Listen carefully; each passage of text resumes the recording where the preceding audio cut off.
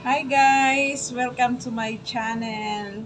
Ayan, medyo matagal tayong hindi nag-upload. Ah, na busy. Na busy sa ibang bagay. Um, dahil pasukan na naman guys, back to sewing naman tayo ulit. At dahil dyan, syempre, unahin ko syempre yung damit ng aking bunso. Ayan, yung nabili namin ay malaki nga, kaya so kailangan nating i-prepare para mag-ano sa kanya, mag-fit sa kanya. Ayan guys. So, ang gagawin ko dito guys, syempre paliliitin ko dito, lalagyan ko siya ng paliliitin ko dito. At ito, puputulan ko yan kasi masyado siyang mahaba. Law-law siya. Siyempre, mas maganda yung ang belt niya dito mismo sa may ano. So, puputulan ko ito guys. Gagawin ko dito, puputulin ko dyan. Tatastasin ko muna to. Itong ano na to, tatastasin ko yan. Tapos, lilipat ko dito para tumaas. Tapos, ang gagawin natin, gagawin ko pala. Manunod lang kayo guys. Ito, lalagyan natin dito ng hayod. Para magkaroon siya ng forma. Dito, lalagyan natin yan. Kasi, masyado namang hindi makikita yung yung forma ng ng bata. Hindi naman kailangan ng na ipakita yung kaseksihan. Ibig ko sabihin, para lang magandang tingnan. Kasi ito, straight na naman. And then, ayan, skirt. Dito naman sa skirt, dahil nga nabili namin ito ng buo na, masyadong mababaw yung kanyang yung kanyang mga pleats. Kaya ang ginawa ko, ang pinili ko yung pinakamalaki. Kasi yung pinakamalaki, pwede kong i-adjust yung kanyang yung kanyang belt na tama sa kanyang baywang. And then, yung niya, yung, syempre, yung mga pleats niya na yun, syempre, malaki nga siya, pwede nating, i-adjust din.